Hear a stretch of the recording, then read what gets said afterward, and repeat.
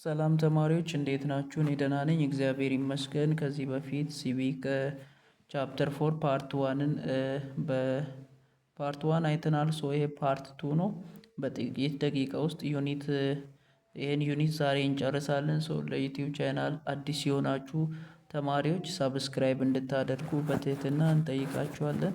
ይህን በማድረግ እናንተ ምንም አይነት አትጎዱም። ሶ ለእኛ ደግሞ ትጠቅሙናላችሁ። እኛ እንደጠቀምናችሁ እናንተም ይሄን በማድረግ ትጠቅሙናላችሁ። ሶ ይሄን ካደረጋችሁ ዛሬ ከዚህ በፊት ስለ ስቴት አይተናል።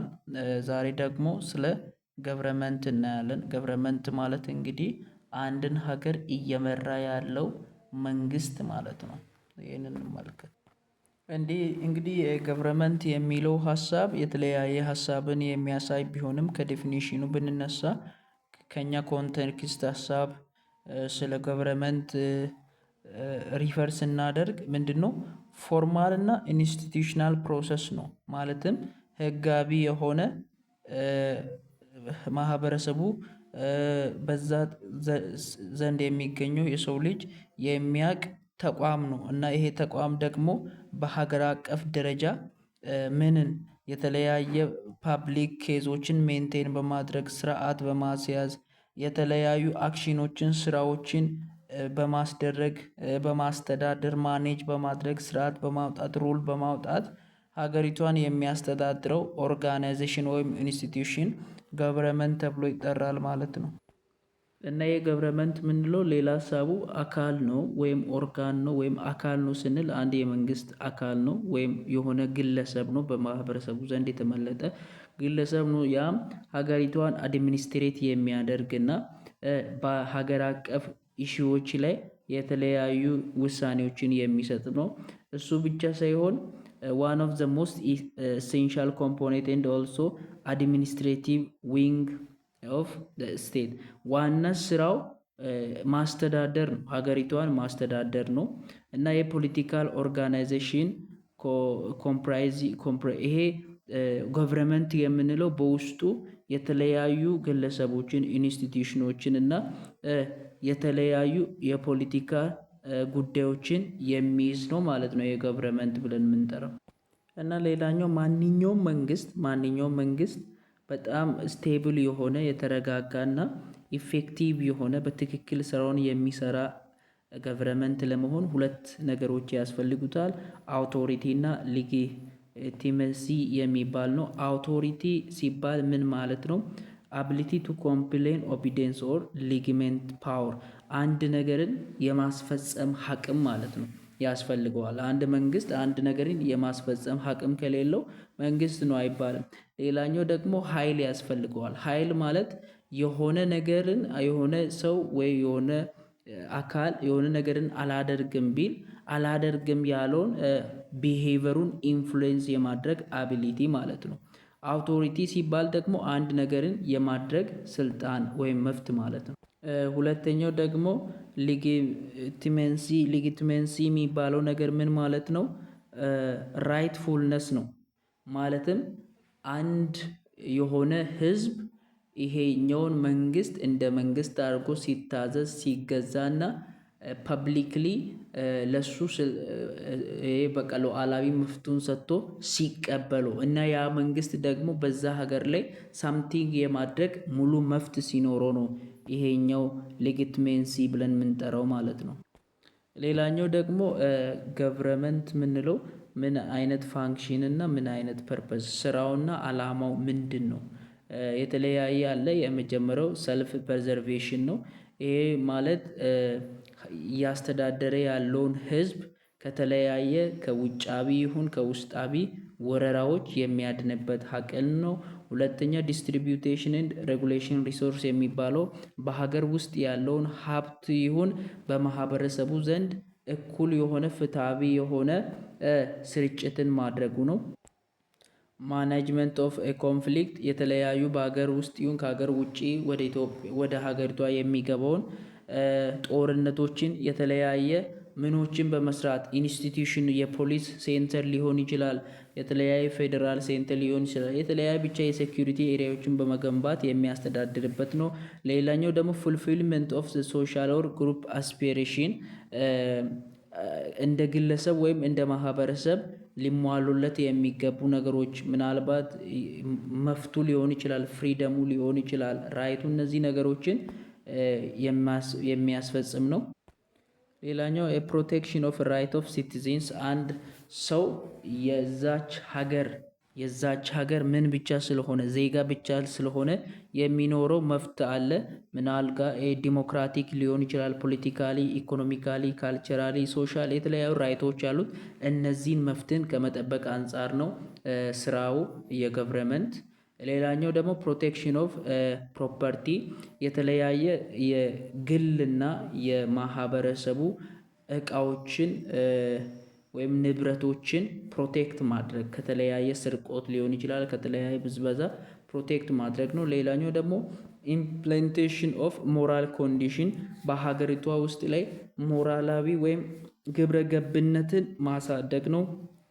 መልካም የሆኑ አገልግሎቶችን ማስፋፋት ነው። ሌላኛው ለምሳሌ እንደ ትምህርት ቤት ያሉ እንደ ሄልዝ የጤና ሴንተሮችን፣ የፖሊስ ሴንተሮችን እነዚህ ቦታዎችን ማስፋፋት ዘ ፋንክሽን ኦፍ ዘ ገቨርንመንት።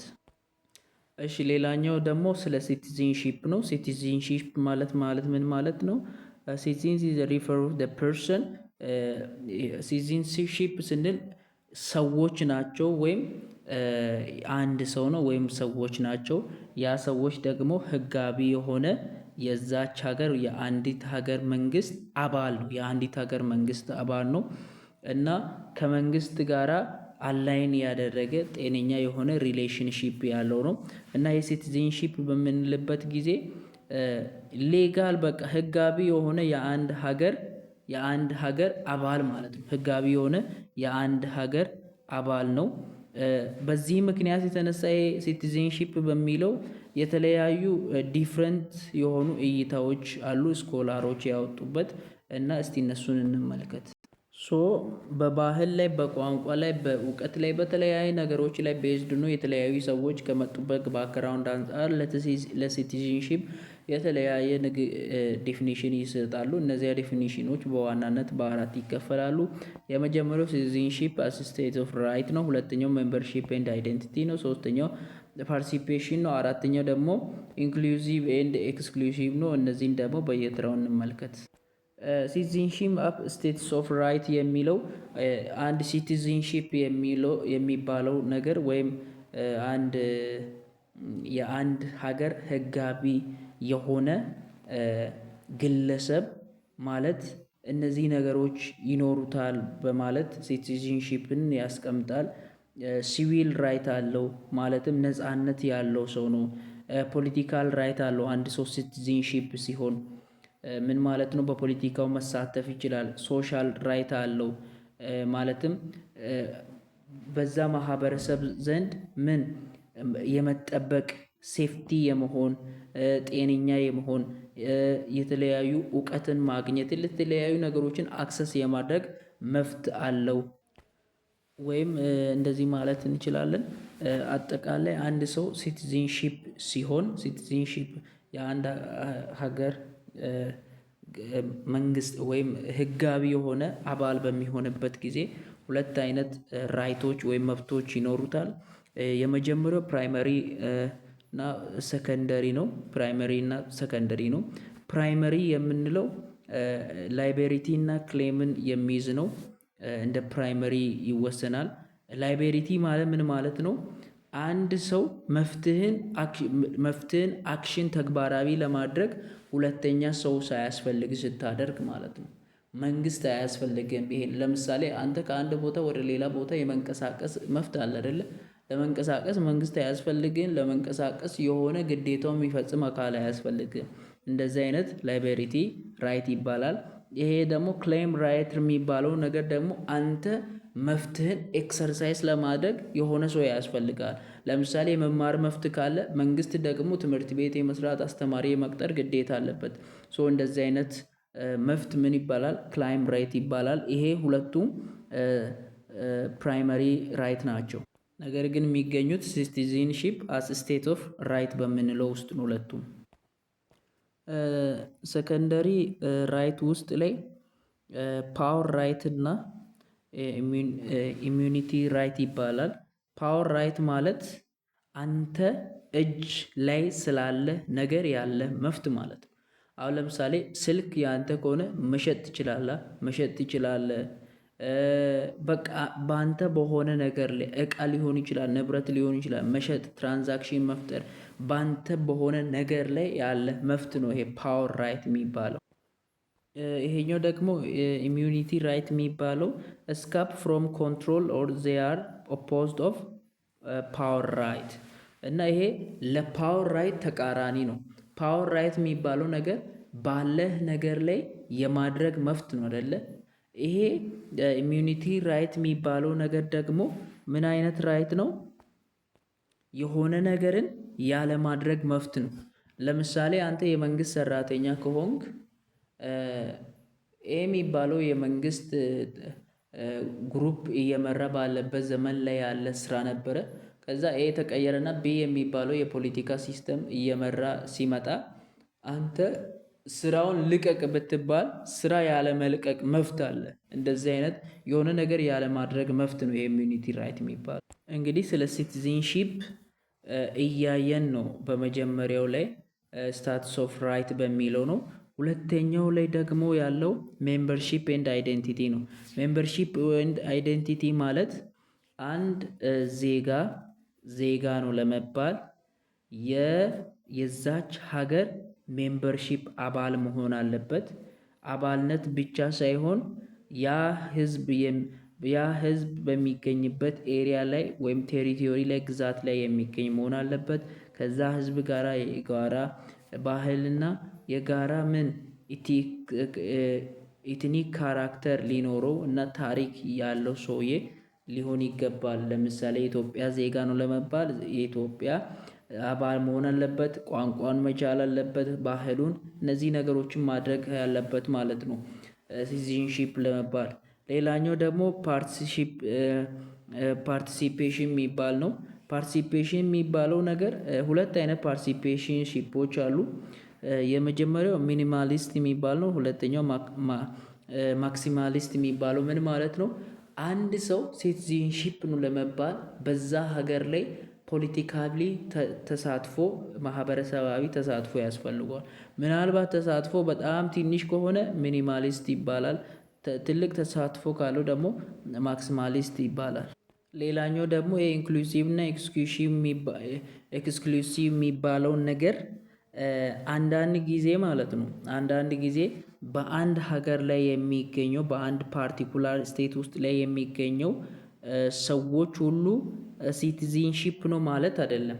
ኤክሰፕሽናል ኬዞች ምናምን ሊኖሩ ይችላሉ ማለት ነው። ለምሳሌ አንድ ሰው ወደ ኢትዮጵያ ብቻ ገብቶ ስለተገኘ የኢትዮጵያ ሲቲዝንሺፕ ወይም የኢትዮጵያ ማህበረሰብ ወይም የኢትዮጵያ ሕዝብ የኢትዮጵያ ዜግነት ያለው ሰው የሚያደርገውን ሁሉ ያደርጋል ማለት አይደለም። አሁን ምርጫ ጊዜ ላይ አንድ ፈረንጅ ቢገባ ከኢትዮጵያውያን ጋር ሄዶ ምርጫም ይጥላል ማለት አይደለም።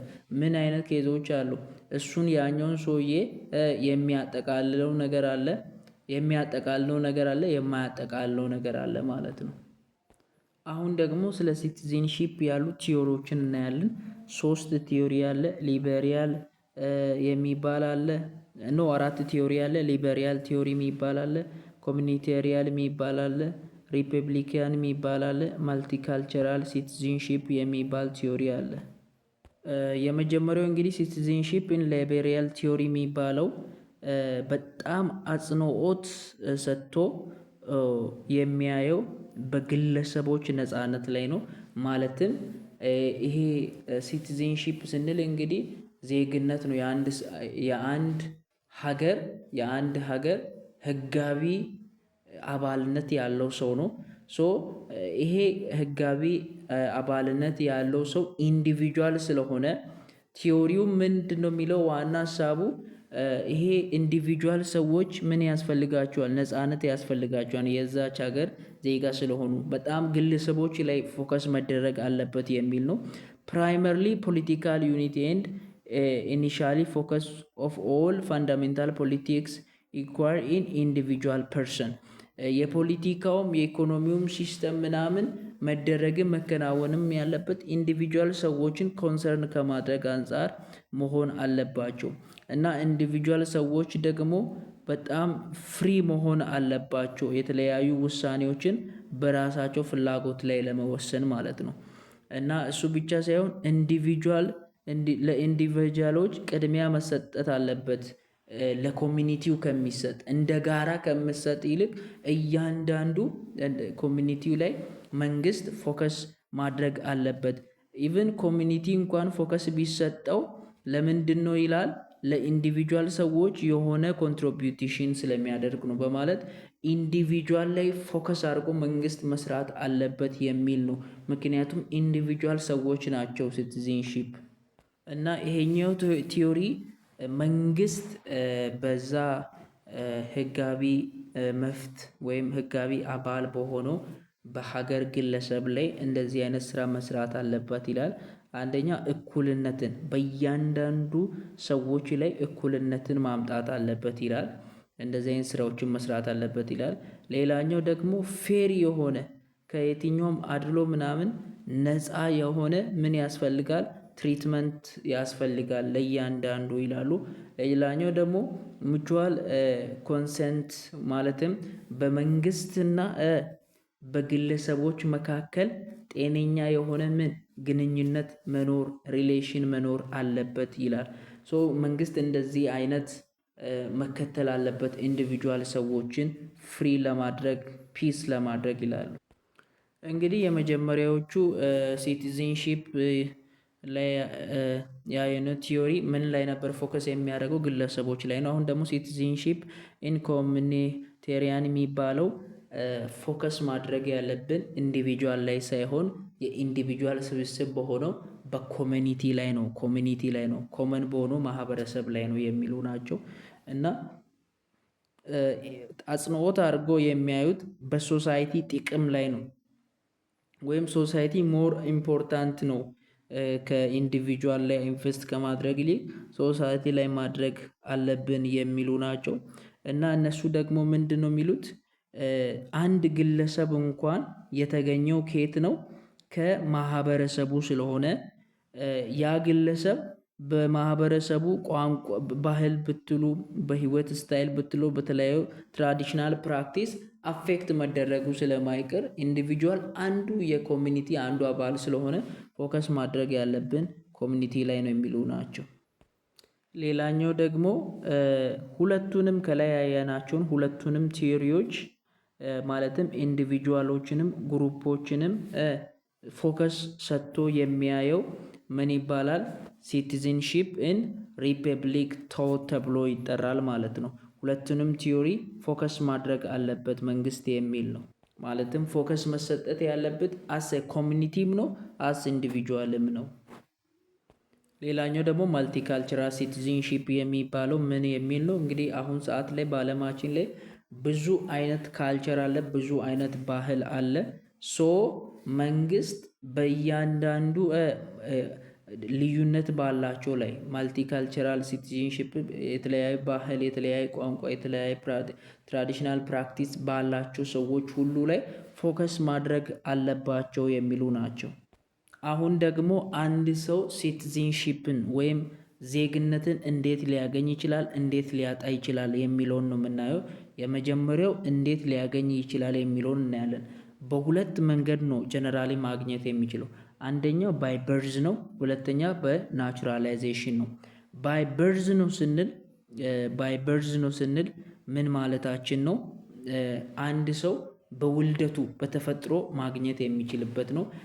ባይ በርዝ በምንለው ወይም በተፈጥሮ ማግኘት የሚችለው በሁለት መንገድ ነው። አንደኛው ጁሲ ሶይል የምንለው ነው። ጁሲ ሶይል ነው የምንለው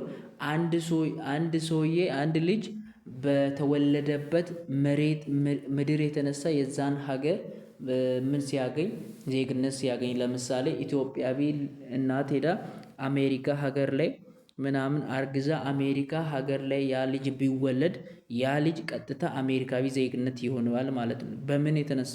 በጁስ ሶይል በሚባለው ስርዓት የተነሳ እዛ ምድር ላይ ብቻ ስለተወለደ ማለት ነው። ግን ጁስ ሲንግ የሚባለው ነገር እንዴት ነው? አንድ ሰው ጀርመናዊ ከሆነ ከጀርመናዊ እናትና አባት የደም ግንኙነት ስላለ ከጀርመናዊያን ጋር የደም ግንኙነት ካላቸው ብቻ የጀርመንን ግንኙነት ያገኛል ማለት ነው። አንድ ሰው ግን ከጀርመን ሀገር ሄዶ ምናምን አሜሪካ ላይ ቢወለድ እናቱ የጀርመን ስለሆነች ጀርመናዊ ይሆናል ከጀርመን ሀገር። ነገር ግን በአሜሪካ ሀገር ላይ ስለተወለደ ብቻ አሜሪካዊ ይሆናል ማለት ነው።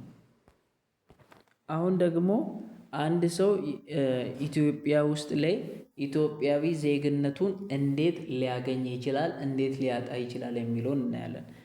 የመጀመሪያው ዜግነቱን በዲሰንት ወይም እናቱ ወይ አባቱ የዛች ልጅ አባት እናቱ ኢትዮጵያዊ ብቻ ስለሆነ ምናምን ያ ልጅ ምኑን ሊያገኝ ይችላል? ኢትዮጵያዊነቱን ዜግነቱን ሊያገኝ ይችላል ማለት ነው። ይሄኛው ወይ ምን ይባላል? ዲሰንት ይባላል ማለት ነው። ሶ ኤኒ ፐርሰን ሻል ቢ ኢትዮጵያን ናሽናል ባይ ዲሰንት ዌር ቦዝ ኢዘር ሂዝ ሄር ፓረንት ኢዝ ኢትዮጵያ። ወይ እናቱ ወይ አባቱ ኢትዮጵያውያን ብቻ ከሆኑ ነው ኢትዮጵያ ውስጥ በበርዝ በኩል ቅድም በሁለት ይከፈላል ብያቸዋለሁ። ቦርን በማድረግ እና በናቹራላይዜሽን ወይ ይገኛል። ሶ ቦርን በማድረግ በጁስ ሶል መንገድ አይገኝም። ማለትም ኢትዮጵያ ውስጥ አሁን አንድ አፍሪካዊ መጥቶ ኢትዮጵያ ውስጥ ስለተወለደ ኢትዮጵያዊ አይባልም። ኢትዮጵያን ፕሪንሲፕል አትከተልም። ነገር ግን ቀጥታ ወይ እናቱ ወይ አባቱ ኢትዮጵያዊ ብቻ ስለሆነ ሊያገኝ ይችላል ማለት ነው በዲሴንደንት ወይ። ሌላኛው ደግሞ ሊያገኝ የሚችለው አንድ ሰው ኢትዮጵያዊ ዜግነትን በናቹራላይዜሽን ወይ ነው። ናቹራላይዜሽን ወይ ነው ስንል ኢትዮጵያዊነትን ምናምን በናቹራላይዜሽን ወይ መቀበል ይችላል ስንል በብዙ ወይ መቀበል ይችላል። ከነዛ መካከል የመጀመሪያው በሬጅስትሬሽን ነው። ኢትዮጵያዊነትን ምናምን ለመቀበል ሄዶ በኢትዮጵያ ኢንስቲትዩሽኖች አሉ መመዝገቢያ፣ እዛ ቦታ ሄዶ ተመዝግቦ ነው። በሚመዘገብበት ጊዜ ክራይቴሪያዎች አሉ። ለምሳሌ ከ18 ዓመት በላይ የሆነ ሰው መሆን አለበት። በኢትዮጵያ ውስጥ አትሊስት ከ4 ዓመት በላይ የኖረ ሰው አለበት። በቂ የሆነ የገበያ ምንጭ ያለበት ሰው መሆን አለበት እና በተለያዩ ቋንቋዎች መግባባት የሚችል ጥሩ ባህሪ ያለው እና ምንም አይነት የወንጀል ነገሮችን ያልሰራ እና ቀድሞ የነበረውን ናሽናሊቲ ምናምን የተወ እንደዚህ አይነት ነገሮችን ካሟላ ሄዶ ሬጂስተርድ አድርጎ ኢትዮጵያዊነትን ማግኘት የሚችልበት ወይ ነው ሬጂስትሬሽን ተብሎ የሚጠራው ማለት ነው። ሌላኛው ደግሞ ሜሬጅ ነው። አንድ ኢትዮጵያዊ አንድ ፈረንጅ መጥቶ ኢትዮጵያዊን ቢያገባ ኢትዮጵያዊቷን ቢያገባና አንዲቷ ፈረንጅ መጥቶ ኢትዮጵያዊ ወንዱን ብታገባ በዚያን ጊዜ ያ ሰውዬ ቀጥታ ምን ያገኛል ማለት ነው? ምን ያገኛል? ዜግነትን ያገኛል ማለት ነው። ይሄኛውም ሲደረግ ክራይቴሪያ አለ። ለምሳሌ ከተጋቡ በኋላ እስከ 2 ዓመት አትሊስት የኖሩ ሰዎች መሆን አለባቸው። የኖሩት ደግሞ ኢትዮጵያ ውስጥ መኖር አለባቸው። ያገባችው ሰውዬ በጣም ጥሩ ሰው መሆን አለበት። ከዛ ቃሉን መጠበቅ እና እንደገና ስለ እዛ ቦታ ላይ ቃሉን ምናምን ቃል መግባት አለበት። እነዚህ ነገሮችን ከፈጸመ ኢትዮጵያዊነትን ዜጋን በሜሬጅ በኩል በማግባት በኩል ሴትን በማግባት ወይ ወንድ ሴቷ ወንዱ ሴቱን በሚያገቡበት ጊዜ ሊያገኙ ይችላሉ። ሌላኛው ደግሞ ኮዝ ኦፍ አዶፕቴሽን ነው። ምን ማለት ነው? ለምሳሌ ከአንድ ፈረንጅ ሀገር የመጣው የሆነ ልጅ ኢትዮጵያ ውስጥ ቢገኝ ምንም አይነት ስቴትለስ የሆነ በየትኛው መንግስት ቁጥጥር ስር ያልሆነ 18 ዓመት ያልሞላው ህፃን ልጅ ሆኖ ቢገኝ የሆነ ቤተሰብ ደግሞ እናሳድጋለን ብሎ ቢወስዱ ያ ህፃን ልጅ ምን ይኖረዋል ማለት ነው? ዜግነት ይኖረዋል። የማደጎ ልጅ እንደማለት ነው። ሌላኛው ደግሞ በስፔሻል ኬዝ ኢትዮጵያ ላይ ሲቲዝንሺፕ ሊሰጥ ይችላል። ለምሳሌ ኢትዮጵያ ላይ የተለያየ ኢኖቬሽን ቢያካሂዱ ልዩ የሆኑ በቃ አደገኛ የሆኑ የተለያዩ ሳይንሳዊ የሆኑ ዲስከቨር ቢያደርጉ ለሀገራችን ለኢትዮጵያ ከፍ ያለ ነገሮችን ቢያደርጉ ኢትዮጵያ እንደ ሀገር ለዛ ሰውዬ ምን ልትሰጠው ትችላለች? ዜግነትን ሪዋርድ ልታደርግለት ትችላለች። ሌላኛው ደግሞ ሪአድሚሽን የሚባለው ወይም ሪስቶሬሽን ወይም ሪኢንቴግሬሽን የሚባለው አንድ ሰውዬ ኢትዮጵያዊ ዜግነቱን ካጣ በኋላ ተመልሶ መጥቶ ሬጅስትሬሽን አድርጎ ኢትዮጵያዊ ዜግነቱን የሚመልስበት ወይ ነው። ሌላኛው ደግሞ ይሄ ዱዋል ሲቲዝንሺፕ የምንለው ምን አይነት ነው? አንድ ሰው ሁለት አይነት ምን ሲኖረው ማለት ነው። አንድ ሰው ሁለት አይነት ናሽናሊቲ ወይም ናሽናሊቲ ሲኖረው ማለት ነው። ሁለት አይነት ዜግነት ሲኖረው ዱዋል ሲቲዝንሺፕ ይባላል። ለምሳሌ አንድ ልጅ ከኢትዮጵያ ሄደ እንበል። አሜሪካ ላይ አንድ እናት ከኢትዮጵያ ሄደችና አሜሪካ ላይ ወለደች። የልጁ እናት ኢትዮጵያዊ ናት። ሰው ልጁ ምንድን ነው? ኢትዮጵያዊ ነው ከኢትዮጵያ አንፃር። ልጁ ግን በአሜሪካ ምድር ላይ ስለተወለደ በሶል ጁስ መሰረት ምናዊ ነው? አሜሪካዊ ነው። ሶ ይሄ ልጅ ሁለት አይነት ምን አለው? ሲቲዝንሺፕ አለው ማለት ነው። ዱዋል ሲቲዝንሺፕ ይባላል። እሺ ይሄን ካየን አሁን ደግሞ አንድ ሰው ሲቲዝንሺፑን ወይም ዜግነቱን እንዴት ሊያጣ ይችላል የሚለውን እንመልከት። የመጀመሪያው ዲፕሪቬሽን ይባላል። ዲፕሪቬሽን ማለት አንድ ሰውዬ የተለያየ የሀገር ክደት አድርጎ ይሁን መንግስትን ዋሽቶ ይሁን አጭበርብሮ ይሁን በሆነ ምክንያት ብቻ እዛ ሀገር ላይ ያለውን ሲቲዝንሺፑን የሚያጣበት ወይ ዲፕሪቬሽን ይባላል። ሁለተኛው ደግሞ ኤክስፓይሬሽን ወይም ላፕስ ብለን የምንጠራው አንድ ሰው ለረዥም አመት ጊዜ ከሀገሩ ወጥቶ ለረዥም አመት ጊዜ ኖሮ ሲመለስ ብዙ አመት ብቻ በሌላ ሀገር ከመኖሩ የተነሳ ዜግነቱን ኤክስፓየርድ ሊያደርግ ይችላል ማለት ነው። ሌላኛው ደግሞ ራውኔንስኬሽን የሚባለው ደግሞ አንድ ሰው በገዛ ፈቃዱ ዜግነቱን ሲለቅ ማለት ነው። ሌላኛው ደግሞ ሳብስቲቲዩሽን የሚባለው አንድ ሰው ዜግነቱን በሌላ ዜጋ ሲተካ የመጀመሪያውን ዜግነቱን ሉዝ ያደርጋል ማለት ነው። እና በሁለት መንገድ ሊለቅ ይችላል። የመጀመሪያው በፈቃደኝነት ሊለቅ ይችላል። ስላልፈለገ ኢትዮጵያዊ ነበር፣ ኢትዮጵያዊነቱን በአሜሪካዊነት ሪፕሌስ ሊያደርግ ምናምን ሊለቅ ይችላል። ሁለተኛ ደግሞ ለምሳሌ አንድ ሀገር ውስጥ ላይ የሚገኝ ህዝብ ያለ የሆነች ሌላ ሀገር ትመጣና በጉልበት ያችን ሀገር ብታስተዳድራት ከዛም በኋላ የመጀመሪያዋን ዜግነቱን አጥፍታ ለዛ ሰውዬ ሌላ ዜግነት ልሰጥ ትችላለች ማለት ነው። ይሄኛው ነው ይሄ ሳብጁጌተር ተብሎ የሚጠራ ማለት ነው። ሌላኛው ሀሳብ ስቴትለስ ማለት ነው። እንግዲህ በዓለም አቀፍ ላይ የተለያዩ ጦርነቶች፣ የተለያዩ ማይግሬሽኖች፣ የተለያዩ ነገሮች ይከሰታሉ። በዚህ ምክንያት የተነሳ ሰዎች ወደ ተለያዩ ቦታዎች ምናምን ጉዞ ያደርጋሉ። በዚያን ጊዜ መንገድ ላይ ሊቀሩ ይችላሉ ስላልፈለጉ ወይም ከመንግስት ውጭ ሊሆኑ ይችላሉ። እና ስቴትለስ ማለት ያለ መንግስት አልባነት፣ ምንም አይነት ናሽናል አይዲ የለው፣ ምንም አይነት ተጠያቂነት የለው፣ ታክስ የለው፣ ምንም አይነት መንግስት ውስጥ የማይገኝ ሰው ስቴትለስ ይባላል። ቻፕተር 5ን እንቀጥላለን። መልካም ጊዜ ይሁንላችሁ።